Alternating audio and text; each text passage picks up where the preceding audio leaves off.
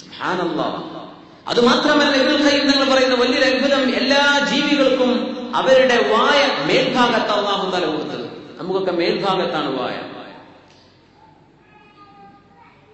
മൃഗങ്ങൾക്ക് മുകൾ ഭാഗത്ത് നിന്ന് താഴേക്കാവിൽ ഇങ്ങനെ പുറക്കെടുക്കുന്നത് അല്ലേ? ഇന്ന് ഇരുന്നാൽ മേലക്കായും ചെയ്തു. എന്തായാലും മേൽഭാഗത്താണ്. സസ്യങ്ങളുടെ വായ കിടക്കുന്നത് എവിടെയാണ്? മണ്ണിന്റെ ഉള്ളിലാണ്. കാരണം സസ്യലതാദികൾക്ക് ചോദിക്കാൻ പറ്റില്ല, എനിക്ക് ഭക്ഷണം തരി, ദാഹിക്കുന്നുണ്ടെന്ന് ചോദിക്കാൻ പറ്റൂല. ആരെ കൊണ്ടുപോയി കൊടുക്കണം? ആരത് കേൾക്കുന്നത്? അതുകൊണ്ട് അല്ലാഹു ഭൂമിന്റെ ഉള്ളിലേക്ക് അവരുടെ വായകൾ വേരുകളായിട്ട് കൊടുത്തിരിക്കാൻ. എവിടെ വെള്ളം കിട്ടിയാലും വലിച്ചേക്കണം, എടുത്തേക്കണം, പിടിച്ചേക്കണം, നിനക്കുള്ളതാ എടുത്തേക്ക്. വെള്ളമുള്ളിടത്തേക്ക് വേരും മണ്ണിന്റെ ഉള്ളിലൂടെ വരും. ആരാണ് വേരിനെ മണം പിടിപ്പിച്ചു കൊടുക്കുന്നത്? ഇവിടെ വെള്ളമുണ്ട്, ഇങ്ങോട്ട് പോരെന്ന് പറഞ്ഞ് ആ വേരുകളെ വലുതാക്കി നീട്ടി നീട്ടി കൊണ്ടുപോകാൻ ആര് വേരുകളെ പഠിപ്പിച്ചു? നമ്മൾ ആലോചിച്ചിട്ടുണ്ടോ? നിസ്സാര വിഷയങ്ങൾ. നമ്മൾ മരം എന്നൊക്കെ പറഞ്ഞ തേക്കാണെങ്കിൽ നമ്മൾ ആലോചിക്കുള്ളൂ അല്ലെ? ബാക്കിയുള്ള മരം നമ്മൾ മൈൻഡ് ചെയ്യാറില്ല. അതാണെങ്കിൽ എത്ര മണ്ണുണ്ട്, എത്ര വില കിട്ടുമെന്ന് ചോദിക്കും. യാ അല്ലാഹ്, ഇതിന്റെ വായ കിടക്കുന്നത് താഴെ. ഇനി അത്ഭുതം എന്താ? ബുർജ് ഖലീഫന്റെ മേലുണ്ടാവും വാട്ടർ ടാങ്ക് ഉണ്ടാവും. അതിന്റെ ഏറ്റവും മുകൾ ഭാഗത്തുള്ള അവർക്ക് വെള്ളം സപ്ലൈ ചെയ്യണമെങ്കിൽ ഒരു ടാങ്ക്, അതിനാവശ്യമായ ടാങ്ക് അവിടെ വേണം അല്ലേ? ഉദാഹരണം പറയാം. അത് മേലോട്ട് കൊണ്ടുപോകണമെങ്കിൽ എത്ര സ്റ്റേജുകൾ നിർത്തി നിർത്തിയാ കൊണ്ടുപോകുന്നത്? ഒരൊറ്റ പമ്പിങ്ങിലല്ലല്ലോ പോകുന്നത്. പ്ലംബിങ്ങിന്റെ പണികളിലോട്ട് അറിയാൻ പറ്റും. 50-100 നിലകളുള്ള കെട്ടിടങ്ങൾ ഡയറക്റ്റ് പമ്പ് ചെയ്താൽ എത്തുന്നില്ല. സ്റ്റേജ് 50-ൽ ഒരു ടാങ്ക്, 75-ൽ വേറൊന്ന്, 100-ൽ വേറൊന്ന്, ഇങ്ങനെ കൊടുത്തു ഇത് എത്തിക്കണമെങ്കിൽ മനുഷ്യന്റെ എത്ര ഹ്യൂമൻ എഫേർട്ട് വേണം, എത്ര അധ്വാനം വേണം മേലോട്ട് വെള്ളം കൊണ്ടുപോകാൻ. നേരെ മറിച്ച് 100, 150, 200 മീറ്റർ ഉയരത്തിൽ കിടക്കുന്ന ചെടികളിലേക്ക് വെള്ളം പോകുന്ന വേരിലൂടെയാണ്. വേര് വലിച്ചെടുത്ത വെള്ളം പാസ് ചെയ്ത് താങ്ങി മേലെ അറ്റത്ത് കിടക്കുന്ന അങ്ങേ അറ്റത്തെ തൂമ്പിലേക്ക്, ഇലയുടെ നാളിയിലേക്ക് വെള്ളം എത്തുന്നുണ്ട്. എങ്ങനെ? ആരാണ് ഇവിടുത്തെ പ്ലംബിംഗ് സിസ്റ്റം സംവിധാനിച്ചത്? ആരാണ് ഇതിന് മേലോട്ട് കൊണ്ടുപോകാൻ സഹായിക്കുന്ന ആ ഒരു ഫിനോമിനൻ ആര് സംവിധാനിച്ചു? നമ്മൾ ചിന്തിച്ചിട്ടുണ്ടോ? വെള്ളം അടിയുന്ന പോണത്. നമ്മളൊക്കെ വായെന്ന് താഴേക്കാ ഭക്ഷണം ഇറങ്ങുന്നത്. ചെടികളുടെ ഭക്ഷണം അടിയിൽ നിന്ന് മേലോട്ട് പൊങ്ങിപ്പോണം. സുബ്ഹാനല്ലാഹ്. ചെടികൾക്ക് ഭക്ഷണം കിട്ടണമെങ്കിൽ ഫോട്ടോസിന്തസിസ് നടക്കണം അല്ലെ? സൂര്യപ്രകാശത്തിന്റെ മുകളിൽ നമ്മൾ കൈ കാണിക്കുന്ന പോലെ സൂര്യപ്രകാശം തട്ടിയാലേ ഇതിന് ഭക്ഷണം ഉണ്ടാക്കാൻ കഴിയുകയുള്ളൂ. സുബ്ഹാനല്ലാഹ്. അതിൻ്റെതായ ഭക്ഷണം. അത് പിന്നെ അതിന്റെ വേരിലൂടെ, അതിന്റെ തണ്ടുകളിലൂടെ ശരീരത്തിന് മുഴുവനും കിട്ടണം. ആരാണ് ഇതിനൊക്കെ പഠിപ്പിച്ചത്? അത്ഭുതമല്ലേ? താഴേക്ക് ഇറക്കി വിടാൻ എളുപ്പമാണ്. നമ്മൾ നിസ്സാരം കുളിക്കുന്ന കുളി എന്താ? നമ്മൾ ഷവർ ഓൺ ചെയ്തിട്ട് അങ്ങനെ കുളിക്കുന്ന മേൽ അല്ലാഹുവിന്റെ മഴയുടെ അത്ഭുതം പറയുന്നത് മനസ്സിലാക്കണത്. ഷവർ ഓൺ ചെയ്തിട്ട് കുളിക്കാൻ അൽഹംദുലില്ലാഹ് റാഹത്തിൽ കുളിച്ച് പുറത്തിറങ്ങി. ഈ വെള്ളം ഇങ്ങോട്ട് എത്തണമെങ്കിൽ എന്തെല്ലാം? ഒന്ന് കിണർ വേണം. കിണറില്ലെങ്കിൽ ഡിസാലിനേഷൻ എന്താ നമ്മൾ ചെയ്യുന്ന പരിപാടി? ഡിസാലിനേഷൻ അല്ലേ? ഇവിടുന്ന് ഉപ്പ് വെള്ളത്തിൽ നിന്ന് ഉപ്പ് ഒഴിവാക്കിയിട്ട് നമ്മൾ ഫിൽറ്റർ ചെയ്തിട്ട് കൊടുത്ത് സുബ്ഹാനല്ലാഹ്, അതൊക്കെ ഇവാപറേഷൻ ചെയ്തിട്ടാണ് വെള്ളം നീരാവിയാക്കിയിട്ട് ആ നീരാവി വെള്ളത്തുള്ളിയായിട്ട് ഒരു തുള്ളി വെള്ളം കിട്ടണമെങ്കിൽ നീരാവിയായിട്ട് വരുന്ന വെള്ളത്തുള്ളിയാണ് നമ്മൾ പൈപ്പിലൂടെ അങ്ങനെ തിരിച്ചു കളയണത്. സുബ്ഹാനല്ലാഹ്. അങ്ങനെ ഉണ്ടാക്കുന്ന വെള്ളം ശരി, അതിന്റെ ടാങ്ക് വേണം. ഭൂമിന്റെ അടിയിലോ എവിടെയാണ് അവിടെ വെച്ചു. ഈ ടാങ്കിൽ നിന്ന് മോട്ടോർ വേണം, പമ്പ് ചെയ്യാൻ മേലോട്ട് മേലെ അതിന്റെ സംവിധാനം വേണം, സ്റ്റോർ ചെയ്യാൻ. പമ്പ് ചെയ്യണമെങ്കിൽ കറണ്ട് വേണം, കറണ്ട് ഉത്പാദിപ്പിക്കണമെങ്കിൽ പെട്രോൾ വേണം. ഇവിടെ നമ്മുടെ നാട്ടിൽ ഒരു വെള്ളച്ചാട്ടം ഇവിടെ ഇല്ലല്ലോ. ഭണ്ഡാരം ഒന്ന് ചോദിച്ചു പഠിച്ചോൻ ഈ നാട്ടിൽ എങ്ങനെ വെള്ളച്ചാട്ടം ഇല്ലാതെ കറണ്ട് ഉണ്ടാവുക? സുബ്ഹാനല്ലാഹ്. അല്ലാഹു തആല അവർക്ക് വേണ്ട സംവിധാനം കൊടുത്തിട്ടുണ്ട്. പെട്രോളും ഡീസലൊക്കെ ഉപയോഗിച്ചിട്ട് മോട്ടോർ വർക്ക് ചെയ്യുന്നു. യാ അല്ലാഹ്.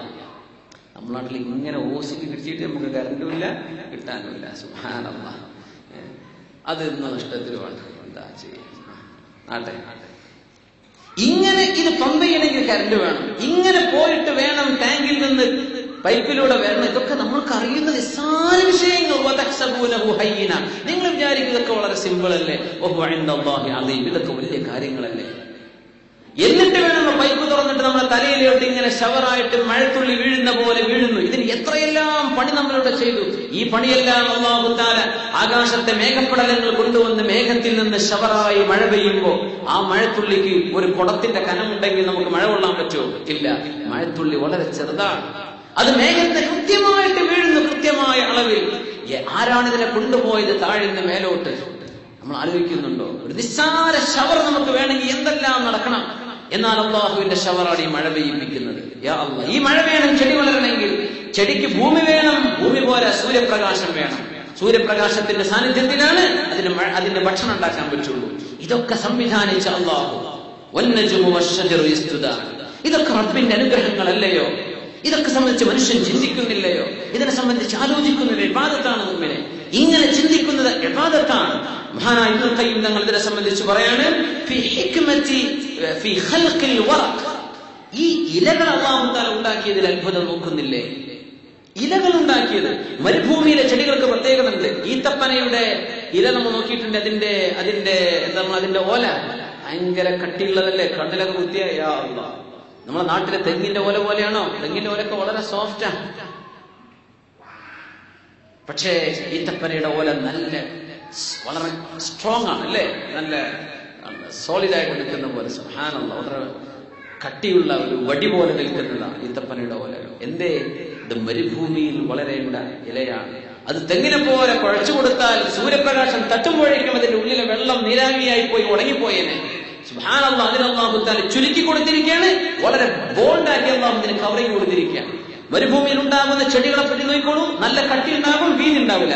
കാരണം പരന്ന ഇലയാണെങ്കിൽ പെട്ടെന്ന് സൂര്യപ്രകാശം തട്ടുമ്പോഴേക്കും ഇതിലെ വെള്ളം ഡീഹൈഡ്രേറ്റ് ചെയ്തു പോകും. വെള്ളം ഇതിൽ വലിച്ചെടുത്തു പോകും സൂര്യപ്രകാശം തട്ടുമ്പോഴേക്കും. അതിനൊന്നാവും ചെറിയ ഇല കൊടുത്തത്, വളരെ കൊച്ചു കൊച്ചു ഇലകൾ. അതിന് നല്ല കട്ടി കാണും. ആ വെള്ളം അതിന് ലീക്കായി പോകുന്നില്ല സൂര്യപ്രകാശം തട്ടി. അതിനനുസരിച്ചുള്ള ഇലകളാണ് മരുഭൂമിയിലെ ചെടിക്ക് കൊടുക്കുക. ഇതൊക്കെ അല്ലാഹുവിന്റെ അനുഗ്രഹങ്ങളല്ലേ? നമ്മൾ ആലോചിച്ചിട്ടുണ്ടോ? ഹിക്മത്തുൽ വറഖ് ആ ഇലകളിൽ കിട്ടുന്നു അല്ലേ? ആരാണ് ഇതിനൊക്കെ ആവശ്യമായത്? അല്ലാഹു തആല. അല്ലാഹുവിന്റെ വലിയ നിഅമത്തല്ലേ ഇതൊക്കെ? അത് മാത്രമല്ല, ചെടികൾക്ക് അല്ലാഹു നൽകുന്ന അലങ്കാരമാണ് സത്യത്തിൽ ഇലകൾ. അലങ്കാരമാണ് ചെടികൾക്ക്. എന്തൊരു അലങ്കാരമാണ്! ചെടികൾക്ക് സൂര്യപ്രകാശത്തെ താങ്ങി നിർത്താനുള്ള കുട പോലെ അല്ലാഹു വിരിച്ചു കൊടുക്കുന്നത് കൊമ്പുകളും ശിഖരങ്ങളും ഇലകളും. യാ അല്ലാഹ്. ബഹുമാനപ്പെട്ട ഇബ്നുൽ ഖയ്യിം തങ്ങളുടെ കിതാബിന്റെ ഭാഗമാണ് ഞാൻ വായിക്കുന്നത്. മിഫ്താഹു ദാരിസ് സആദ ബഹുമാനപ്പെട്ടവർ എഴുതിയ കിതാബാണ്. യാ അല്ലാഹ് ഇങ്ങനെ പറയുന്നു, വന്നജ്മു വശ്ശജറു യസ്ജുദാൻ. ഈ ചെടികളെല്ലാം അല്ലാഹുവിന്റെ സുജൂദ് ചെയ്യുന്നവയാണ്. ഇതൊക്കെ അല്ലാഹുവിന്റെ സുജൂദിലാണ്. ഇവിടെ വേറൊരു വിഷയം പഠിക്കാനുള്ളത്, ചെടികൾക്ക് അല്ലാഹുവിന്റെ കലാമ മനസ്സിലാകുന്നുണ്ട് എന്നാണ്. അല്ലാഹുവിന്റെ കലാമ ചെടികൾക്ക് മനസ്സിലാവുന്നുണ്ട്. ഈ ചെടികളൊക്കെ സുജൂദ് ചെയ്യുന്നു നമ്മൾ നേരത്തെ പറഞ്ഞല്ലോ. ഇവൾക്ക് അല്ലാഹുവിന്റെ കലാമ മനസ്സിലാവുന്നു. ഈജിപ്തിൽ അടുത്ത കാലത്ത് നടന്നൊരു പഠനം, അത് അൽ ജസീറ ചാനലിൽ 2010 7-ാം മാസം ജൂലൈ മാസത്തിൽ ജൂലൈ 20 2003 ഡോക്ടർ സമീർ അൽ ഹിലു എന്ന് പറയുന്ന ഒരു പണ്ഡിതന്റെ ഒരു ടോക്ക് ജസീറ ടിവി പ്രക്ഷേപണം ചെയ്തിരുന്നു. അതിലെ വിഷയം ഇതാണ്. അതായത് വിശുദ്ധ ഖുർആൻ അല്ലാഹുവിന്റെ കലാം ഓതിക്കൊടുത്താൽ മനുഷ്യർക്ക് അത്ഭുതകരമായ ഉപകാരം ചെയ്യുന്ന ഖുർആൻ കേട്ടാൽ നമ്മുടെ ഖുവ്വത്തുൽ മനാഇയ്യ, നമ്മുടെ നമ്മുടെ ഇമ്മ്യൂണിറ്റി, നമ്മുടെ പ്രതിരോധ കഴിവ്, ഇമ്മ്യൂൺ സിസ്റ്റം, അത് വർദ്ധിപ്പിക്കുന്ന പരിശുദ്ധ ഖുർആൻ കേട്ടാൽ. യാ അല്ലാഹ്. ഖുർആൻ ഇങ്ങനെ അത് സ്വന്തം ഓതിയാൽ മാഷാ അല്ലാഹ്. ഇപ്പൊ ക്യാൻസർ രോഗികളൊക്കെ ആളുകൾക്കൊക്കെ അതാണ് ഏറ്റവും ആവശ്യമുള്ളത്, ഖുർആൻ കേൾക്കുക. ഒരു റേഡിയേഷനും ഫലിക്കാതിരുന്നാലും ഇൻഷാ അല്ലാഹ് ഖുർആൻ ധാരാളം കേട്ടാൽ ഫലം ഉണ്ടാവും. നമ്മുടെ ദുബൈയിൽ തന്നെ ഒരു ചെറുപ്പക്കാരന്റെ വിഷയം മുമ്പ് പറഞ്ഞിരുന്നു. ഇവിടുന്ന് എങ്ങനെയാ കൊണ്ടുപോകുക, നാട്ടിലേക്ക് ട്രീറ്റ്മെന്റിന് കൊണ്ടുപോകാൻ കഴിയാതെ വിഷമിച്ചിരുന്ന എടപ്പാളിലെ ചെറുപ്പക്കാരൻ. അൽഹംദുലില്ലാഹ് ഈ പ്രോഗ്രാമിൽ തുടങ്ങി, ഹോസ്പിറ്റലിൽ നമ്മൾ അതിന്റെ കാര്യങ്ങളൊക്കെ തുടങ്ങി, നിരന്തരമായ ഖുർആനോദി 2 ആഴ്ച കൊണ്ട് ചെറുപ്പക്കാരൻ എല്ലാ ഭക്ഷണം കഴിക്കാൻ തുടങ്ങി. ഡോക്ടർമാർ അത്ഭുതപ്പെട്ടു, എന്തെങ്കിലും ചെയ്തത്. ദുബൈ ഹോസ്പിറ്റലിൽ, ബറാഹ ഹോസ്പിറ്റലിൽ വെച്ചിട്ടായിരുന്നു. ചെറുപ്പക്കാരൻ അൽഹംദുലില്ലാഹ് നാട്ടിലേക്ക് പോയി അതിന്റെ ഫർദർ ചികിത്സയും ട്രീറ്റ്മെന്റ് ഒക്കെ നടക്കുന്നു. അങ്ങോട്ട് കൊണ്ടുപോകാൻ പറ്റാത്ത അവസ്ഥയിലായിരുന്നു. ഇഞ്ചക്ഷൻ ചെയ്തിട്ടായിരുന്നു അദ്ദേഹത്തിന് ഭക്ഷണം കൊടുത്തില്ല, കാരണം പറ്റുന്നില്ല, വായിലൂടെ കഴിക്കാൻ ആഫിയത്തൊന്നുമില്ല, അത്രക്ക് ബ്ലഡ് ക്യാൻസറിന്റെ വിഷയം വന്നിട്ട്. പക്ഷേ അല്ലാഹുവിന്റെ കലാമിന്റെ അത്ഭുതം നമുക്ക് കാണാൻ പറ്റിയിട്ടുണ്ട്. അൽഹംദുലില്ലാഹ്, വലിയ അത്ഭുതമാണ് ഇത്. മനുഷ്യർക്കുണ്ട്. ഇതിനെ സംബന്ധിച്ച് ചർച്ചയെല്ലാത്തിനെ സംബന്ധിച്ച് നടന്ന ഡോക്ടർ അഹ്മദ് അൽ ഖാദി എന്ന് പറയുന്ന വലിയ പണ്ഡിതൻ United States of America USA പോയി നടത്തിയ ഒരുപാട് അമുസ്ലിമീങ്ങൾക്ക് ഖുർആൻ കൽപ്പിച്ചു കൊടുത്ത് അവരിൽ പഠനം നടത്തിയ ഒരു സംഭവമുണ്ട്. ഇരിക്കട്ടെ, ചെടികളെ സംബന്ധിച്ച് ഈജിപ്തിലാണ് നടന്നത്. അതിനെ സംബന്ധിച്ചാണ് ഡോക്ടർ സമീർ അൽ ഹിലു ജസീറ ചാനലിന്റെ കൊടുത്ത അഭിമുഖത്തിൽ 2003 അദ്ദേഹം ചർച്ച ചെയ്തത്. അതായത് അവര് 5 ഗോതമ്പിന്റെ കതിരുകൾ കൊണ്ടുവന്നു. ജീവനുള്ള 5 ഗോതമ്പിന്റെ കതിരുകൾ. ഒന്നിന്റെ അടുത്ത് ഖുർആൻ റെക്കോർഡ് ചെയ്ത ഖുർആന്റെ ഒരു CD, ഒരു ചെടിന്റെ അടുത്ത് ഒരു റൂമിൽ ഖുർആൻ റെക്കോർഡ് ചെയ്ത CD ഓൺ ചെയ്ത് വെച്ചു. മറ്റൊന്നിന്റെ അടുത്ത് ഒരു അറബി ഭാഷ, അറബി സംസാരിക്കുന്ന ഒരു CD, ഒരു ടോക്ക്, ഒരു ചെടിന്റെ അടുത്ത്. ഇതൊക്കെ ഗോതമ്പിന്റെ ജീവനുള്ള കതിരുകൾ. മൂന്നാമത്തിന്റെ അടുത്ത് ഒന്നും വെച്ചില്ല, ഒന്നും കേൾപ്പിക്കാതെ റൂമിൽ സൈലന്റ് ആയിട്ട് കിടക്കട്ടെ. നാലാമത്തിന്റെ അടുത്ത് മ്യൂസിക്കിന്റെ ഒരു CD വെച്ചു കൊടുത്തു. അഞ്ചാമത്തിന്റെ അടുത്ത് തോന്നിവാസവും തെറിയും പറയുന്ന ഒരു ടോക്കിന്റെ അവിടെ കൊടുത്തു. ഇതൊക്കെ വലിയ വലിയ ആളുകൾ ചെയ്ത ഒരു പഠനമാണ്, അത് ചെയ്തൊരു റിസർച്ച് വർക്കിന്റെ അത്രയും ആധികാരികമാണ്. അതുകൊണ്ട് ഞാൻ ഇതിന്റെ വിഷയം ആര് എവിടെ പറഞ്ഞു എന്ന് പറയാൻ കാരണം, ഈ തെറിപ്രസംഗം കേട്ട ഗോതമ്പ് കതിര് മാതസ് ജീവൻ നഷ്ടപ്പെട്ടു. സുബ്ഹാനല്ലാഹ്, ജീവൻ ഉണ്ടായില്ല, മരിച്ചുപോയി. അതിന്റെ വിഷയം അതാണ്. നമ്മുടെ വാക്കുകൾ ഭയങ്കര ചെടിയിൽ വന്ന അത്ഭുതമാണ് ഈ പറയുന്നത്. ആ മ്യൂസിക് കൽപ്പിച്ചു കൊടുത്ത ചെടിക്ക് ഒരു ചെറിയൊരു ഉന്മേഷം പോലെ തോന്നി. കുറച്ചൊരു ഉന്മേഷം. മൂന്നാമത്തേത് ഒന്നും കേൾപ്പിക്കാതെ വെച്ചത് സാധാരണ രീതിയിൽ അത് വളർന്നു, സാധാരണ വളർച്ചതിനുണ്ടായി. മ്യൂസിക്കിന് വളർച്ച ഉണ്ടായിട്ടില്ല, പക്ഷെ മരിച്ചിട്ടില്ല ഒന്നുകൊണ്ട്. മറ്റേത് ഒന്നും കേൾക്കാത്തത് സാധാ വളർച്ച. ഇതിനൊക്കെ അതിന്റെ ആ ജീവനോടെ നിലനിൽക്കാനുള്ള ആവശ്യങ്ങൾ കൊടുത്തതിന് ശേഷം ചെയ്തത്. മൂന്നാമത്തേത് അറബ് ഭാഷ, സാധാരണ ഖുർആനല്ലാത്ത ഒരു അറബി ഭാഷ ഇങ്ങനെ പറയുന്നത് കൊടുത്തത്. അത് ഒന്നും വെക്കാതിരുന്നതിനേക്കാളും കുറച്ച് അതിനൊരു ചെറിയ വളർച്ച കിട്ടി. ഇനി വിശുദ്ധ ഖുർആൻ കേട്ടത് മറ്റു ചെടികളെക്കാളും 70% മറ്റു ചെടികളെക്കാളും വളർച്ച കിട്ടി വിശുദ്ധ ഖുർആൻ കേട്ട ഒരു ചെടിയുടെ കതിരിന്. സുബ്ഹാനല്ലാഹ്. ഇതാണ് ഡോക്ടർ സമീർ അൽ ഹുലു അൽ ജസീറ ചാനലിന്റെ മുമ്പിൽ അവതരിപ്പിച്ചത്. ഒരുപാട് ലക്ഷക്കണക്കിന് പ്രേക്ഷകർ കണ്ട പരിപാടി 2003 ജൂലൈ 20. സുബ്ഹാനല്ലാഹ്, 70% മറ്റു ചെടികളെക്കാളും ഇത് ഒരു ചെടിയുടെ അവസ്ഥ ഇതാണെങ്കിൽ മുഅ്മിനെ, നമ്മുടെ ശരീരങ്ങൾക്ക് അല്ലാഹു നൽകുന്ന നമ്മുടെ ബ്രെയിൻ കപ്പാസിറ്റി, നമ്മുടെ ശരീരത്തിന്റെ തൊലിപ്പുറങ്ങളിലുള്ള അത്ഭുതങ്ങൾ, ഇതൊക്കെ ഖുർആൻ അബ്സോർബ് ചെയ്യാൻ കഴിയുന്ന രീതിയിൽ അല്ലാഹു പഠിച്ചതാണ്. അതുകൊണ്ട് നമ്മൾ ഖുർആൻ കേൾക്കണം, ധാരാളം ഓതണം, ഹിഫ്ളാക്കണം. അത് നമ്മുടെ ജീവിതത്തിന്റെ അഭിവാജ്യ ഘടകമാണ്, ദുനിയാവിലേക്കും ആഖിറത്തിലേക്കും. അപ്പോ ഇതൊക്കെ അള്ളാഹുവിന്റെ ഭാഷയിൽ മനസ്സിലാവുന്നുണ്ട്. അതല്ല അത്ഭുതം.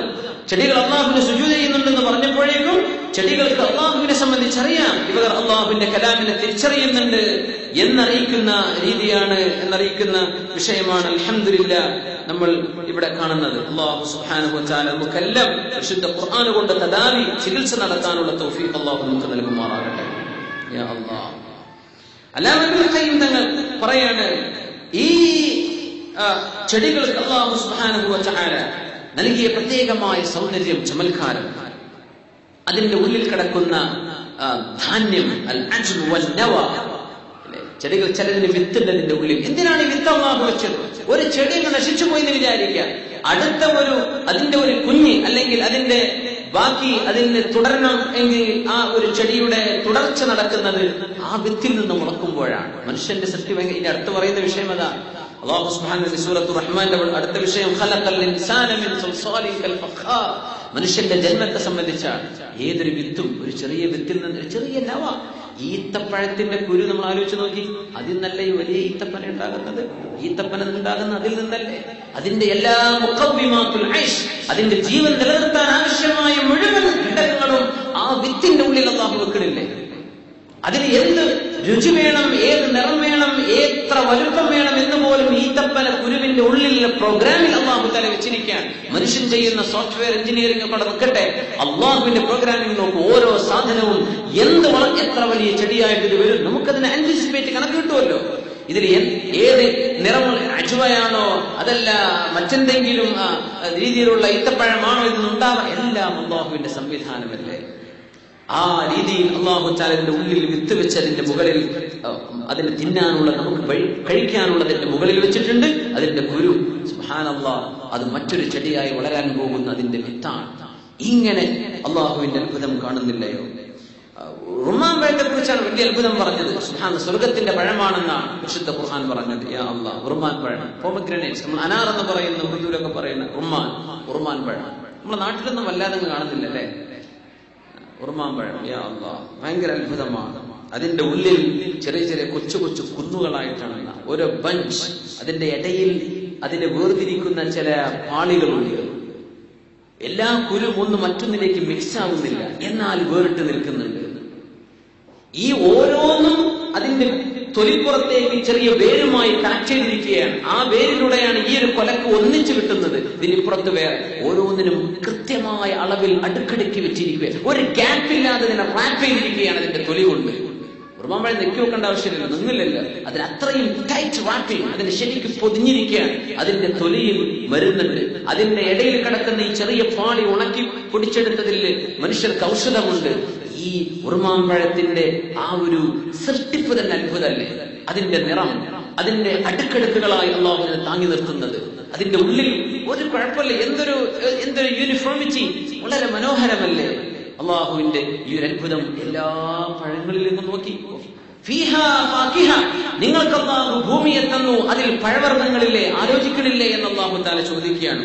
യാ അല്ലാഹ്, വകഅയ്യിൻ മിൻ ആയത്തിൻ ഫിസ് സമാവാതി വൽ അർദ് യമറൂന അലൈഹാ വഹും അൻഹാ മുഅ്രിദൂൻ. ചിലരൊക്കെ പറയും, ഇതിലിപ്പോ എന്താ പത്ര ആലോചിക്കാന്, ഇതിലൊന്നുമില്ലല്ലോ എന്ന് പറയുന്നവർ മനുഷ്യരിലുണ്ട്. സൂറത്തുൽ യൂസുഫിൽ അല്ലാഹു പറയാം, വകഅയ്യിൻ മിൻ ആയ, ഇങ്ങനെ എത്രയെത്ര ദൃഷ്ടാന്തങ്ങളാണ് ആകാശങ്ങളിലും ഭൂമിയിലും കിടക്കുന്നത്. ആ ദൃഷ്ടാന്തങ്ങളുടെ അരികത്തൂടെ ഇവരിങ്ങനെ നടക്കുന്നുണ്ട്. ഞങ്ങളിത് കണ്ടിട്ടേ ഇല്ല എന്ന ഭാവത്തിൽ മനുഷ്യനെങ്ങനെ നടക്കണതാ ആലോചിക്കണില്ലല്ലോ. സുബ്ഹാനല്ലാഹ്.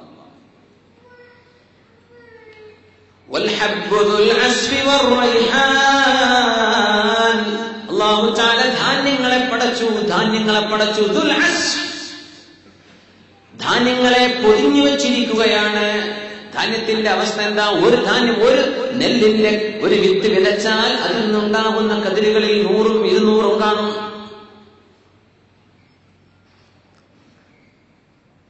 അംബതത് സബ്അ സനാബില ഫീ കുല്ലി സുംബുലത്തിൻ 100 ഹബ്ബ.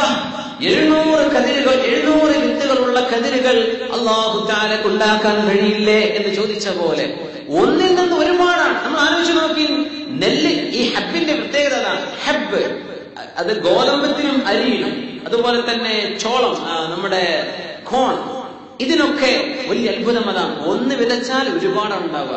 നമ്മൾ ആലോചിക്കുക, ഒരു നെല്ലിന്റെ ഒരു വിത്തിട്ടാൽ ഒന്നേ ഒന്ന് ഉണ്ടാവുള്ളെങ്കിൽ എങ്ങനെ മനുഷ്യന്മാർക്ക് തിന്നാൻ പറ്റുക?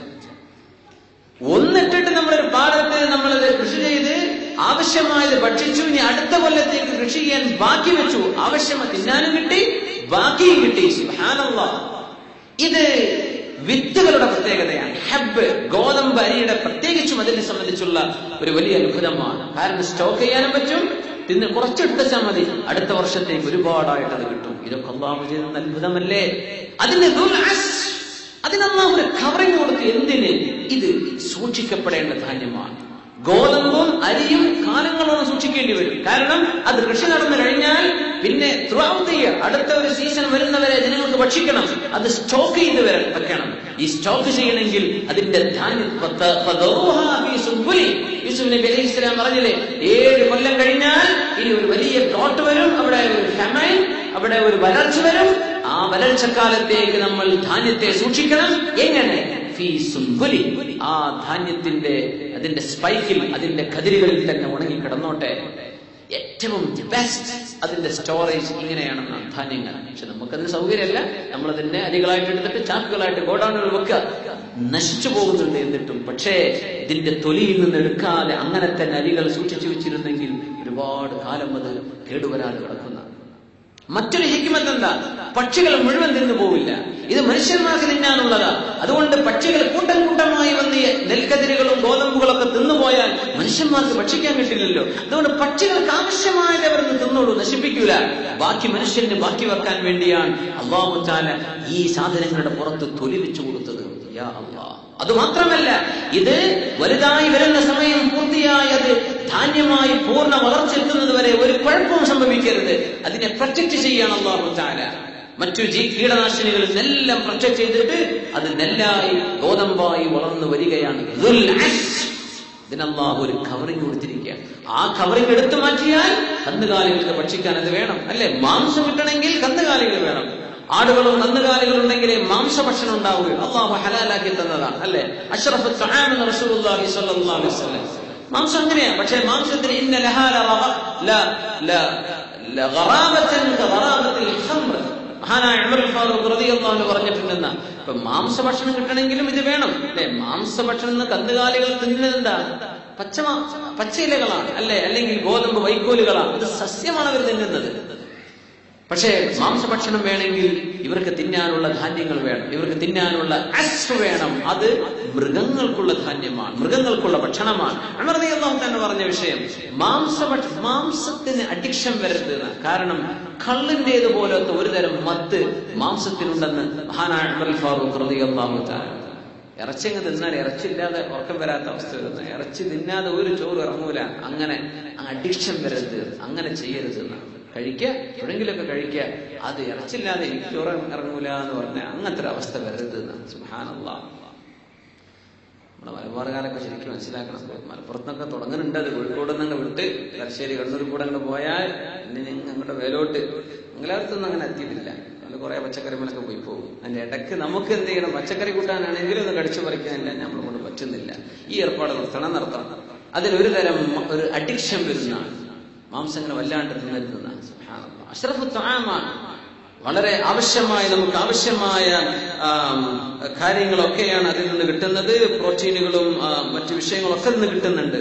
പക്ഷേ എന്ത് ചെയ്യണം? ചുരുക്കണം, അത് കൂടുതലാക്കരുത്. ഡോക്ടർമാർ പറയുമ്പോൾ നമ്മൾ കേൾക്കുന്നുണ്ട് അല്ലെ. ഡോക്ടർമാർ ഇറച്ചി തിന്നെന്ന് പറഞ്ഞാൽ മാഷാ അല്ലാഹ്, നമ്മുടെ കല്യാണത്തിന് സൽക്കാരത്തിനൊക്കെ പിടിച്ചു വെച്ച് നിൽക്കുന്നുണ്ട്. ഇത് ആദ്യം ശ്രദ്ധിക്കുക.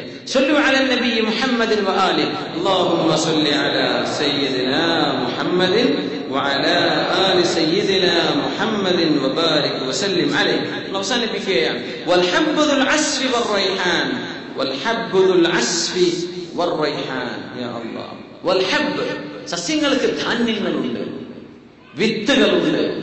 എല്ലാ സസ്യങ്ങളും അതിന്റെ പ്രഗ്നൻസി പീരീഡ് എല്ലാ വർഷവും നിരന്തരമായത് ഗർഭധാരണം ധരിച്ച് അവകൾ പ്രസവിക്കുന്ന പോലെയാണെന്നാണ്. സുബ്ഹാനല്ലാഹ്. ഈ പൂക്കളൊക്കെ കായ്ച്ചു വരുന്ന നേരം, കായകൾ ഉണ്ടായി വരുന്ന നേരത്ത് സസ്യത്തിന് എന്തെന്നില്ലാത്ത മനോഹാരിത വരുന്നുണ്ടെന്നാണ്. സസ്യം അലങ്കരിച്ച് ഉഷാറായി ഉഷാറായി അപ്പോഴാണത് പ്രസവിക്കുന്ന പോലെയാ അതതിന്റെ പഴം നൽകുന്നത്. മഹാനായ ഇബ്നുൽ ഖയ്യിം തങ്ങളത് മനോഹരമായിട്ട് വിവരിച്ചിട്ടുണ്ട്. മനോഹരമായിട്ട് പഴെല്ലാം വന്ന് റെഡിയായി അങ്ങനെ ഒരു മാവെല്ലാം പൂത്തുലഞ്ഞ് നിൽക്കുന്ന ആ രംഗങ്ങൾ ആലോചിച്ച് നോക്കി. നാട്ടിൽ പോകാൻ പുതിയ പറയല്ലേ അല്ലേ? എന്നാലും ആലോചിച്ച് നോക്കി. ഇവിടെ നിന്നിട്ട് ആലോചിക്കാലോ. ഇവിടൊക്കെ മാങ്ങൊക്കെ ഉണ്ടാകുന്നല്ലേ ചില സ്ഥലത്തൊക്കെ കാണുന്നുണ്ട്. ആ സമയത്ത് ഇലകൾ നിറഞ്ഞ് നല്ല നല്ല പച്ച ഇലകൾ അതിൽ ഉണ്ടായി പൂക്കളായി വന്ന് ശരീരത്തിന്റെ മുഴുവൻ ഭാഗത്തും അത് വെള്ളം പ്രസരിച്ചു തുടങ്ങുന്ന ആ നേരത്ത് മരമൊക്കെ കുറച്ച് സോഫ്റ്റ് ആയിരിക്കുന്ന ഗർഭിണികളായ സഹോദരന്മാരൊക്കെ പെട്ടെന്ന് ശ്രദ്ധിക്കണം. പെട്ടെന്ന് വീണുപോയാൽ കൈയും കാലം മുറിഞ്ഞു പോകും. എന്തേ? ശരീരം ഒന്നുകിട്ട് അയഞ്ഞു വരും. ഇതുപോലെ പൂക്കളായി വിത്തായി അതിന് പഴമായി തരാൻ പോകുന്ന നേരത്ത് അത് ഏറ്റവും വലിയ അത്ഭുതം. ഇതിൽ പരാഗണം നടക്കുന്നുണ്ടല്ലോ. ചെടികളിൽ ആണും പെണ്ണും ഉണ്ട്. ഇപ്പോ ഈ ഈത്തപ്പനകളൊക്കെ ട്രീറ്റ് ചെയ്യുന്ന ജോലി ചെയ്യുന്ന ആളുകൾക്ക് അത് അറിയാൻ പറ്റും. ആണും പെണ്ണും ഉണ്ട് ഈത്തപ്പനകളിൽ.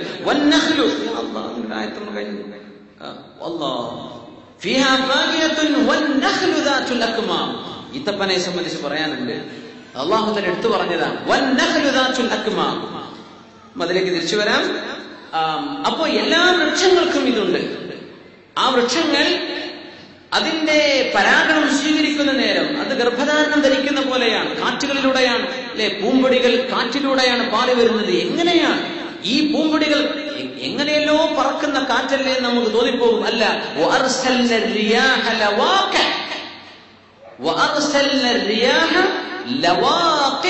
അല്ലാഹു തആല കാറ്റിനെ പറഞ്ഞയക്കുന്നത് പരാഗണം ചെയ്യുന്നവയായിട്ട്. ഇവിടെ ഒരു ഈത്തപ്പന ആണാണ്, ഇവിടെ ഒരു ഈത്തപ്പന പെണ്ണാണ്. കാറ്റടിച്ചിട്ട് കാറ്റിലൂടെയാണ് ആണിന്റെ പൂമ്പൊടി പെണ്ണിന്റെ ഓവത്തിലേക്ക് കൊണ്ടുവരുന്നത്. കാറ്റിലൂടെയാണ്. പക്ഷെ ഈ കാറ്റ് ഇവിടെ നിന്ന് അങ്ങോട്ട് മാറിപ്പോയാൽ ഈ പൂമ്പൊടി വേസ്റ്റായി പോയേനെ. പക്ഷേ കാറ്റിനൊരു ജോലി അല്ലാഹു വെറുതെ അങ്ങനെ പാറല്ല. സുബ്ഹാനല്ലാഹ്. അങ്ങനെയാണ് അല്ലാഹു ഉണ്ടാക്കുന്നത്. അത് നമുക്ക് ആർട്ടിഫിഷ്യൽ ഇപ്പൊ ചെയ്യാൻ പറ്റുന്നുണ്ട്. അവിടെ കയറിയിട്ട് പൂമ്പൊടി എടുത്തിട്ട് ഇവിടെ കൊണ്ടുപോയി കൊടുത്താൽ അങ്ങോട്ടും ഇങ്ങോട്ടും മിക്സ് ചെയ്ത് കൊടുത്താൽ അത് കായ്ക്കാൻ തുടങ്ങുന്നു. സുബ്ഹാനല്ലാഹ്. ഇങ്ങനെ ആ നേരത്ത് എല്ലാ ചെടികളും അതിന്റെ വെള്ളം അതിൽ നഷ്ടപ്പെട്ടു പോകാതെ ചെടികളുടെ ഉള്ളിലെ ചൂട് നിലനിർത്തുമെന്ന്, അതിന്റെ വാംസ്, അതിന്റെ ചൂട് പിടിച്ചു നിർത്തും. അങ്ങനെ ഗർഭധാരണം പൂർത്തിയായി എന്ന് പറഞ്ഞാൽ കായ്കൾ കായ്ക്കാൻ തുടങ്ങിയാൽ ശരീരത്തിലേക്ക് വെള്ളം യഥേഷ്ടം കൊടുക്കുന്ന, അതിന്റെ വേരിലൂടെ വെള്ളം ധാരാളം, മരത്തിലൊക്കെ ഒന്ന് കുത്തി നോക്കിയാൽ അതിന് വെള്ളം വരുന്ന രീതിയിലായിട്ടുണ്ടാവും. അതതിന്റെ ഗർഭധാരണത്തിന്റെ രംഗമാണെന്ന്. സുബ്ഹാനല്ലാഹ്. അങ്ങനെ അതിന്റെ കായകൾ പൂത്തുലഞ്ഞു വന്ന് മനോഹരമായി അത് പൂവായി, അത് കായായി, നിറമായി, മനോഹരമായ രീതിയിൽ അതിനൊക്കെ ഒരു ചമൽക്കാരവും സൗന്ദര്യവും വരാനുണ്ട് ചെടികൾക്ക്. അത് ഇതാ പിടിച്ചോ എന്ന് കൈനീട്ടി തരുന്ന പോലെ അതിന്റെ മാവും കൊമ്പുകളൊക്കെ ഇങ്ങനെ റസാനത്തുൽ ഇൽമി മൻ കാനത് തുസഖിലുഹു യംശി ബിഹാ ഖാദിഅൻ മിഖ്ദാറ അസ്ഖാലി. ആ ഒരു ഭാരം കൊണ്ട് അതിന്റെ പഴവർഗ്ഗങ്ങളെ കൊണ്ട് കൈ ഇങ്ങനെ താഴ്ത്തി തന്നിരിക്കാൻ, മാങ്ങ പറിച്ചേക്കണം. അങ്ങനെ കയ്യിലേക്ക് തരുന്ന പോലെ ചെടികൾ ഇങ്ങനെയാണ്. ജുഹയുടെ കഥ പറയാറുണ്ട്. വലിയൊരു മാങ്ങയുടെ മാവ് കണ്ടിട്ട് യാ അല്ലാഹ്, പടച്ച തമ്പുരാനെ, ഈ വലിയൊരു മാവിന് ചെറിയ മാങ്ങയല്ല അല്ലാഹ് കൊടുത്തത്. എണീക്കാൻ പറ്റാത്ത ക്രീപ്പറുകൾ നമ്മുടെ വള്ളികളിൽ കിടക്കുന്നത്, വലിയ വലിയ മത്തങ്ങയും അതുപോലെ തന്നെ കുമ്പളങ്ങയും പിന്നെന്തൊക്കെയാ നമ്മുടെ വാട്ടർമെലൻ, ഇതൊക്കെ വലിയ വലിയ സാധനങ്ങളൊക്കെ ഇതുമല കൊടുത്തിട്ടുള്ളത്. വലിയ മരത്തിലൊക്കെ കൊച്ചു കൊച്ചു, അപ്പോഴാ തലയ്ക്ക് മാങ്ങ വീഴുന്നത്. പടച്ചോനെ, ഇതെങ്ങാനൊരു ചക്ക ഒരു വാട്ടർമെലന്റെ തല പൊളിഞ്ഞേനെ എപ്പോഴാ മനസ്സിലായത്. യാ അല്ലാഹ്, താങ്ങ ഹോൾഡ് ചെയ്യാൻ പറ്റുന്ന ചെടികൾക്ക് അങ്ങനെ കൊടുത്തുപോകും. ഈ ചക്കക്ക് അങ്ങനെയാണ്. അത് ഒരിക്കലും നമ്മൾ അറുത്ത് വീഴ്ത്താന്നല്ലാതെ പഴുത്ത അങ്ങേയറ്റം എത്തിയാലല്ലാതെ അങ്ങ് ഇടിഞ്ഞു വീഴുന്നില്ല, പിടിച്ചിരിക്കാൻ പറ്റും. നേരെ മറിച്ച് ചെറിയ ചെറിയ ചെടികൾക്ക് വലിയ പഴം കൊടുത്താൽ അവകൾക്ക് താങ്ങാൻ പറ്റില്ല, ഒടിഞ്ഞു പോയി പോകും. അതുകൊണ്ട് വലിയ കായകളാണ്, വലിയ പഴങ്ങളാണ്, എന്നാൽ പിന്നെ ചെറിയ ക്രീപ്പറുകളാണ്, അതിന് ചെറിയ വള്ളികളാണ് കൊടുത്തത്. ഭൂമിയിൽ തന്നെ കിടന്നോട്ടെ, ഉമ്മ കുഞ്ഞിന് മുലയൂട്ടുന്ന പോലെ ആ പഴവർഗത്തെ ആ വള്ളികളിലൂടെ ഭക്ഷണം കൊടുത്ത് അല്ലാഹു ഭൂമിയിൽ തന്നെ ആർക്കും പ്രയാസമല്ല, അത് മണ്ണിൽ കടന്ന് വലുതാവുകയാണ്. അതിന്റെ ഭാരം ആരുടെ തലയിലേക്ക് വീഴാൻ പോകുന്നില്ല. യാ അല്ലാഹ്, ഇങ്ങനെ ഓരോന്നിനും ആവശ്യമായത് ചെയ്തു കൊടുത്തവനാണ് അല്ലാഹു തആല. ഇതൊക്കെ യാദൃച്ഛികമാണെന്നും അങ്ങനെ ഉണ്ടായെന്നും ഏത് യുക്തിവാദിക്ക് പറയാൻ കഴിയും? ഇതാണ് നമ്മുടെ ചോദ്യം. ഇതൊക്കെ നിങ്ങൾ നിഷേധിക്കുകയാണോ? അള്ളാഹുവിന്റെ അനുഗ്രഹം നിങ്ങൾ നിഷേധിക്കുകയാണോ? ഇത് റബ്ബിനെ നിങ്ങൾ കാണുന്നില്ലേ? ഇതിലൊക്കെ ഇതൊക്കെ നിങ്ങൾക്ക് അള്ളാഹുവിനെ സംബന്ധിച്ച് പറഞ്ഞു തരില്ലേ? വന്നഹ്ലു ദാതുൽ അക്മാം, ഈത്തപ്പനയെ സംബന്ധിച്ച് പ്രത്യേകമായിട്ട് പറഞ്ഞു. ദാതുൽ അക്മാം, റസൂലുള്ളാഹി സ്വല്ലല്ലാഹു അലൈഹി വസല്ലം പറഞ്ഞു, ഈത്തപ്പന എന്നത് മുഅ്മിനായ മനുഷ്യന്റെ അടയാളമാണ്, ഉദാഹരണമാണ്. 9:30 നമുക്ക് അടുത്ത ക്ലാസ് പറയാം അല്ലേ? ഇൻഷാ അല്ലാഹ്, ഇൻഷാ അല്ലാഹ്. അത് ഒരു പ്രത്യേകമായ മഹാനായ ഇബ്നു ഖയ്യിം തങ്ങൾ ഈത്തപ്പനയെ അള്ളാഹു എടുത്തു പറയാൻ പറഞ്ഞ 10 പ്രത്യേകമായ സവിശേഷതകൾ, ഇതൊക്കെ സത്യവിശ്വാസിയുടെ അടയാളങ്ങളിൽപ്പെട്ടതാണെന്ന. ഒന്ന് പറയാൻ, നമ്മൾ സാധാരണ വിചാരിക്കും ഈത്തപ്പനയെ സംബന്ധിച്ച് അള്ളാഹു തആല പറയുമ്പോൾ എന്ത് തെങ്ങ് ഇവിടെ ഇല്ലാത്തതുകൊണ്ടായിരിക്കും അള്ളാഹു തആല അങ്ങനെ പറഞ്ഞത്. അല്ല മുഅ്മിനേ, അള്ളാഹുവിന്റെ ഭൂമിക്ക് റബ്ബിനറിയില്ലേ ഏതൊക്കെയാണ്? കാരണം അറബ് ലോകത്ത് മദീനയിലോ മക്കയിലോ ഉള്ള സംഗതികളല്ല ഖുർആനിൽ അധികവും ചർച്ച. ഖുർആൻ ഏറ്റവും ചർച്ച ചെയ്ത വിഷയം മഴയാണ്. ഏറ്റവും കൂടുതൽ മഴയുടെ പ്രതിഭാസം, എത്ര തരത്തിലുള്ള മഴകളെ സംബന്ധിച്ചുള്ള പേരുണ്ട്. സബബനൽ മാഅ സബ്ബ, ഗൈസ് എന്ന് പറഞ്ഞത്, ഗമാം എന്ന് പറഞ്ഞത്, ഒരുപാട് മേഘങ്ങൾക്ക് എന്തെല്ലാം പേര് വന്നു ഖുർആനിൽ. ഇതൊക്കെ ഇങ്ങനെ പോയിട്ട് ഏത് മേഘം അവിടെ കാണാൻ കിട്ടുന്നത്? എത്ര കുറച്ചേ ഇവിടെ മഴ പെയ്യുന്നുള്ളൂ. തീരെ മഴയില്ലാത്ത നാട്ടിൽ നിന്നാണ് അള്ളാഹുവിന്റെ വഹി മഴയെ സംബന്ധിച്ച് ധാരാളം ചർച്ച വന്നില്ലേ? അപ്പൊ വിഷയം അങ്ങനെയല്ല, ഇതൊക്കെ അള്ളാഹുവിന്റെ കലാമാണെന്ന് ബോധിപ്പിക്കുന്ന അത്ഭുതങ്ങളാണ്. തെങ്ങിനും ഈത്തപ്പനയിലും ഇല്ലാത്ത ഒരു ചെറിയ വിഷയം മാത്രം പറഞ്ഞിട്ട് നമ്മളത് ക്ലോസ് ചെയ്യാം. ഇന്നത്തെ ക്ലാസ് നമുക്ക് അവസാനിപ്പിക്കാം. തെങ്ങും ഈത്തപ്പനയും പല വിഷയത്തിലും കോമൺ ഫാക്ടറുകളുണ്ട് അല്ലെ? യോജിപ്പിന്റെ കുറെ മാദ്ദത്തുൽ ഇത്തിഫാഖ് ഒരുപാട് കാണാൻ പറ്റും. അതിന്റെ ഓല ഇതിന്റെ ഓല, അതിന്റെ തണ്ട് അതിന്റെ ഇതെല്ലാം പറ്റുന്നുണ്ട്. പക്ഷെ യോജിക്കാത്തൊരു സ്ഥലമുണ്ട്. എവിടെയാണത്? മസലുൽ മുഅ്മിൻ, മുഅ്മിനായ മനുഷ്യന്റെ ഉദാഹരണമാണ് ഈത്തപ്പന എന്ന് പറഞ്ഞത് അല്ലേ? റസൂലുള്ളാഹി സ്വല്ലല്ലാഹു അലൈഹി വസല്ലം പറഞ്ഞപ്പോൾ ഫവഖഅ അന്നാസു ഫീ ഷജറിൽ ബവാദി, റസൂലുള്ളാഹി സ്വല്ലല്ലാഹു അലൈഹി വസല്ലം തങ്ങൾ ഒരു ക്വിസ് മത്സരത്തിലെ ചോദ്യം പോലെ തങ്ങൾ ചോദിച്ചു, ഇന്ന മിനശ്ശജരി ശജറതൻ വ ഇന്നഹാ ലമസലുൽ മുഅ്മിൻ, വൃക്ഷങ്ങളിൽ ഒരു വൃക്ഷമുണ്ട്, അത് മുഅ്മിനായ മനുഷ്യന്റെ ഉദാഹരണമാണ്. മുഅ്മിനായ മനുഷ്യനെ പോലെയാണ് ആ വൃക്ഷം.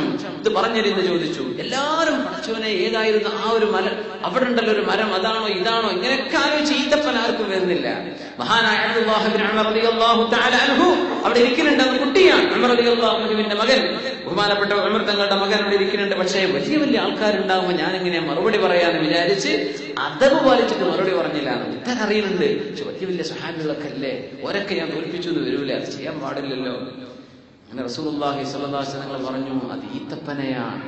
ഉമർ തങ്ങളോട് പറഞ്ഞു, അബ്ദുല്ലാഹി ഉമർ തങ്ങൾ, അപ്പാ എനിക്കത് ഓർമ്മയുണ്ട്, നിനക്കന്ന് പറഞ്ഞൂടായിരുന്നു, എനിക്കൊരു എന്റെ മോനാണ് അത് എന്നൊക്കെ പറയുമ്പോൾ അപ്പാർക്ക് സന്തോഷം ഉണ്ടല്ലോ, നിനക്ക് പറഞ്ഞൂടായിരുന്നോ എന്ന് ചോദിച്ചു. മുഅ്മിനായ മനുഷ്യന്റെ എന്തേ ഈത്തപ്പനയുടെ പ്രത്യേകത? ഏറ്റവും ചൂടുള്ള സമയത്താണ്, ഏറ്റവും കഠിനമായ ചൂടുള്ള സമയത്താണ് അതിന്റെ പഴം കിട്ടുന്നത്. ആ പഴമോ ഏറ്റവും മധുരമുള്ള പഴം, ഏറ്റവും ശരീരത്തിന് ഒരു ഉപദ്രവം വരുത്താത്ത രീതിയിലുള്ള ഷുഗർ കണ്ടന്റ്, അതിന്റെ ഗ്ലൂക്കോസ് അങ്ങനെയാണ്. തടിയിൽ ആദ്യമേ ഗ്ലൂക്കോസ് ഉണ്ടാക്കി വെച്ചവർക്കല്ല ഈ പറയുന്നത്. അള്ളാഹ് പറഞ്ഞ പോലെ ജീവിക്കുന്ന, ഭക്ഷണം കഴിക്കുന്ന ഒരു മനുഷ്യന് ഇത് വരുന്നില്ല, ബാധകമല്ല. അത്രയും മനോഹരമായ നല്ല ടേസ്റ്റുള്ള, അതിനൊരു കവർ പൊളിച്ചെടുക്കേണ്ട ആവശ്യമില്ല, അത്രയും കടുത്ത ചൂടിൽ നല്ല മധുരമുള്ള, നല്ല രുചിയുള്ള, തിന്നാൻ പറ്റുന്ന പഴം അല്ലാഹു നൽകുന്നത് ഈത്തപ്പനക്ക് വളരെ കുറഞ്ഞ വെള്ളം കൊടുത്തിട്ടാണ്. ഈത്തപ്പനക്ക് കുറച്ച് വെള്ളം മതി, വളരെ കുറച്ച് വെള്ളം. 4 കപ്പ് വെള്ളം ഒഴിച്ചാൽ 2 ആഴ്ചക്ക് വെള്ളം ചോദിക്കൂല ഈത്തപ്പന. അങ്ങനെയാണ്. വളരെ കുറഞ്ഞ വേതനം സ്വീകരിച്ച് ഏറ്റവും നല്ല ജോലി ചെയ്യുന്ന, നമ്മൾ മദ്രസയിലെ ഉസ്താദ്മാരെ പറ്റി എനിക്ക് ഉദാഹരണം വരാം. ഉസ്താദ്മാർക്ക് അപ്പോഴും 2500 ശമ്പളം അല്ലേ? അവർക്ക് ശമ്പളം കൂട്ടാന്നാണ് കമ്പനിക്കാർക്ക് എന്തോ ഒരു പ്രശ്നം. ഏറ്റവും നല്ല ജോലി ചെയ്യാൻ, ഏറ്റവും നമ്മളെ മക്കളെ സ്വർഗത്തിലേക്ക് കൊണ്ടുപോകുന്ന ജോലി ചെയ്തിരുന്ന ആളുകളാണ് ഉസ്താദന്മാർ. അവര് ചെറിയ ശമ്പളം, വളരെ കുറഞ്ഞ, കുട്ടികളെ കെട്ടിക്കണമെങ്കിൽ ഗൾഫിലേക്ക് വിസിറ്റ് തരണം അല്ലെ, പേരുണ്ടാക്കണമെങ്കിൽ ആരോടെങ്കിലും ചോദിക്കണം, അവർക്ക് മാന്യമായ ശമ്പളം കൊടുത്തൂടെ? കൊടുക്കണ കമ്മിറ്റിക്കാരൊക്കെ ഉണ്ടോ? അൽഹംദുലില്ലാഹ്, നല്ലതാണ്. അഹ്സൻതും ജസാക്കുമുല്ലാഹു ഖൈറ, പടച്ചവൻ സ്വീകരിക്കുമാറാകട്ടെ. എന്നത് തീരെ കൊടുക്കാത്ത ആൾക്കാരുണ്ട്. ഉസ്താദ്മാരെ കണക്കിൽ എന്തല്ലോ, അവർക്കൊന്നും സാധനങ്ങൾക്ക് വില കൂടിയിട്ടില്ല. അപ്പോ മുഅ്മിനായ മനുഷ്യൻ അങ്ങനെയാണ്. വളരെ കുറഞ്ഞ വെള്ളം സ്വീകരിച്ചിട്ട്, വളരെ കുറഞ്ഞ വേതനം സ്വീകരിച്ച്, വളരെ മധുരമുള്ളത് കൊടുക്കുന്ന, ഏറ്റവും ക്ഷമയുള്ള, കടുത്ത ചൂടിൽ എന്തെല്ലാം വർത്തമാനങ്ങൾ, എന്തെല്ലാം ചീത്ത പറച്ചിൽ കേൾക്കേണ്ടി വരും. ഇതൊക്കെ കേട്ടിട്ടും ക്ഷമയോടുകൂടെ കഴിഞ്ഞുകൂടുന്ന ഒരു വൃക്ഷം മുഅ്മിനായ മനുഷ്യന്റെ ഉദാഹരണമാണ്. നമ്മളെ തെങ്ങിനൊന്നും ഇതിനും കിട്ടൂല, ഈ ക്വാളിറ്റി ഒന്നും തെങ്ങിനില്ല. മുഅ്മിന്റെ ഉദാഹരണമാണ് ഈത്തപ്പന. അള്ളാഹുവിന്റെ അത്ഭുതങ്ങളൊക്കെ കേൾക്കുമ്പോഴും അറിയുമ്പോഴും നമുക്ക് ഈമാൻ അള്ളാഹു വർദ്ധിപ്പിക്കുമാറാകട്ടെ. നമുക്ക് അള്ളാഹു ഈമാൻ വർദ്ധിപ്പിക്കുമാറാകട്ടെ. അള്ളാഹു നമ്മെ 2 ലോകത്ത് വിജയിപ്പിക്കുമാറാകട്ടെ. ഇവിടെ ചോദ്യങ്ങളുണ്ട്. അവയവദാനത്തെ സംബന്ധിച്ചുള്ളൊരു ചോദ്യമുണ്ട്. അതിന്റെ ചോദ്യം 2 ഡയമെൻഷൻ ചോദ്യമാണ്. അതിന്റെ ഒരു ഭാഗം എനിക്ക് ഒന്ന് പഠിച്ചതിന് ശേഷം മറുപടി പറയാൻ പറ്റുള്ളൂ ഇൻഷാ അള്ളാഹ്. മൊബൈൽ ഫോണിൽ നമ്മൾ ഖുർആൻ ഡൗൺലോഡ് ചെയ്താൽ അത് മൊബൈൽ ബാത്റൂമിൽ കൊണ്ടുപോകാൻ പറ്റുമോ? അതിനെ സംബന്ധിച്ച് അവിടെ ഉലമാക്കൾ അത് ചർച്ച ചെയ്തിട്ടുണ്ട്. ആ വിഷയം, ആ പ്രോഗ്രാം ക്ലോസ് ചെയ്തിട്ട് കൊണ്ടുപോകാവുന്നതാണ്. അതിൽ പല പ്രോഗ്രാം അത് ഓപ്പൺ ചെയ്തിട്ട് കൊണ്ടുപോകരുത്. അതിന്റെ ആ വിൻഡോ ക്ലോസ് ചെയ്തതിനു ശേഷം ചെയ്യാൻ കൊണ്ടുപോകാൻ പറ്റും. ഇനി അതല്ല, കൊണ്ടുപോകാതെ പുറത്തു വെക്കാൻ പറ്റുന്ന ഒരു അവസ്ഥയാണ്, വീട്ടിലൊക്കെയാണ്, എന്നാൽ പിന്നെ അതാണ് ഏറ്റവും നല്ലത്.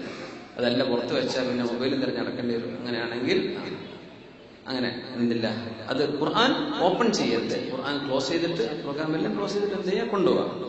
നമ്മളെ കൽബിനുള്ളിലൊക്കെ ഖുർആൻ ഉണ്ടെന്ന് അതിന് പറയില്ല. കൽബിനുള്ളിലൊക്കെ ഖുർആൻ അല്ലേ, നമ്മൾ മാത്രം പോകണല്ലേ, അതിന്റെ ഉള്ളിൽ ആ പ്രോഗ്രാം ക്ലോസ് ചെയ്യാൻ നമ്മൾ ഓതാൻ പാടില്ല, അവിടെ നിന്ന് ചൊല്ലാൻ പാടില്ല. പിന്നെ സമി അല്ലാഹു ലിമൻ ഹമിദ എന്ന് കഴിഞ്ഞതിന് ശേഷം ചില ആളുകളൊക്കെ കൈകെട്ടും. അങ്ങനെയും ഹദീസിൽ വന്നിട്ടുണ്ട്. ചില മദ്ഹബുകളിലൊക്കെ അങ്ങനെ ഉണ്ട്. അത് എന്തല്ല, കുഴപ്പമില്ല. സമി അല്ലാഹു ലിമൻ ഹമിദ, സമി അല്ലാഹു ലിമൻ കൈ പൊക്കാത്തവരുണ്ട്, കൈ കെട്ടാത്തവരുണ്ട്. അങ്ങനെ സമി അല്ലാഹു ലിമൻ ഹമിദ ഇങ്ങനെ പറയും. സമി അല്ലാഹു ലിമൻ ഹമിദ, നമ്മൾ സമി അല്ലാഹു ലിമൻ ഹമിദ എന്നിങ്ങനെ കേട്ടു. ആ കാര്യങ്ങൾ, ആ 3 രീതിയിലും ആ വിഷയം ശരിയാണ്. ഇതൊക്കെ ഹദീസിന്റെ വലിയ അത്ഭുതമാണ്. ഈ രീതിയിലൊക്കെ റസൂലുള്ളാഹി സ്വല്ലല്ലാഹു അലൈഹി വസല്ലം ചെയ്തു. ഈ മദ്ഹബുകൾ അംഗീകരിക്കുന്ന ആളുകൾ ലോകത്തെല്ലാ ഭാഗത്തുള്ളതുകൊണ്ട് അത്തരം ഹദീസുകളൊക്കെ സജീവമായി ജീവിച്ചിരിക്കാൻ, ആ സുന്നത്തുകളൊക്കെ അങ്ങനെ ജീവിച്ചിരിക്കുകയാണ്. ഇങ്ങനെയാണ് ഇവിടെ വരുമ്പോൾ നമുക്ക് മനസ്സിലാവും. നമ്മുടെ നാട്ടില് ചെന്നാലും പോകും, ഇപ്പൊ അത്തഹിയാത്തിലൊക്കെ വിരലിങ്ങനെ നടക്കണ കണ്ടാൽ ചിലപ്പോൾ നമ്മളെ വിരലൊക്കെ എടുത്ത് മുറിച്ചറിഞ്ഞേക്കും നാട്ടില്ലേ. പിന്നെ അത്തഹിയാത്തത് അറിയില്ല എന്നറിയാം. അത് സുന്നത്തിൽപ്പെട്ട തങ്ങൾ ചെയ്ത ഒരു ചെറിയ ഹദീസിൽ വന്നതാണ്. അങ്ങനെ ഫഹറകഹു, അങ്ങനെ തങ്ങൾ അനക്കിക്കൊണ്ടിരുന്നു. നമ്മുടെ ഷാഫി മദ്ഹബിന്റെ ഇമാമിയങ്ങളൊക്കെ പറഞ്ഞത് ഉയർത്തി വെച്ചാൽ മതി, അതിലേക്ക് നോക്കണം എന്നൊക്കെ സുന്നത്താണെന്നാണ്. എന്നാൽ അത് അനക്കണം സുന്നത്തുള്ളവരുണ്ട്. ഹനഫി മദ്ഹബിലൊക്കെ ധാരാളം ചെയ്യും. അതൊന്നും എന്തില്ല, തെറ്റല്ല, ഒക്കെ അങ്ങനൊക്കെ ഉണ്ട്. ഖുതുബ നിർവഹിക്കുന്ന സമയത്ത് സുന്നത്ത് നിസ്കരിക്കുന്നവർ കാണുമ്പോൾ ശരിയാണോ?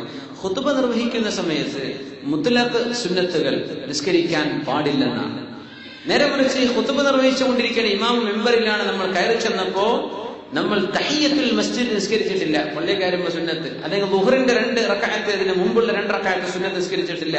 അത് നിസ്കരിക്കുന്നതിന് വിരോധമല്ല, കുഴപ്പമില്ല. പക്ഷെ അവിടെ വെറുതെ സുന്നത്ത് അങ്ങ് നിസ്കരിച്ചുകൊണ്ടിരിക്കുന്നത് ചെയ്യാൻ പാടില്ല.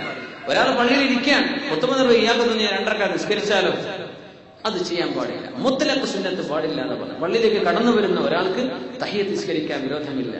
അതിന്റെ റാത്തിബായ സുന്നത്ത് നിസ്കരിക്കാം, അതിനെന്തില്ല, വിരോധമില്ല. നിസ്കരിക്കാൻ പാടില്ല എന്ന് പറയുമ്പോൾ എല്ലാ നിസ്കാരത്തെ സംബന്ധിച്ചല്ല പറഞ്ഞു. മുത്ലഖ് വെറുതെ നിസ്കരിക്കുക, ഞാൻ 2 റക്അത്ത് നിസ്കരിക്കട്ടെ, അല്ല, ചെയ്യാൻ പാടില്ല. ഖുതുബ നിർവഹിക്കുമ്പോൾ എല്ലാം നമുക്ക് തിരിഞ്ഞാലും ഇല്ലെങ്കിലും എല്ലാ പരിപാടി നിർത്തിവെച്ച് കേൾക്കണം. അല്ലേ, നിങ്ങൾ എന്ത് ചെയ്യണം, ശ്രദ്ധ കൊടുത്ത് അള്ളാഹുവിനെ സംബന്ധിച്ച് അവൻ ദീനെ സംബന്ധിച്ച്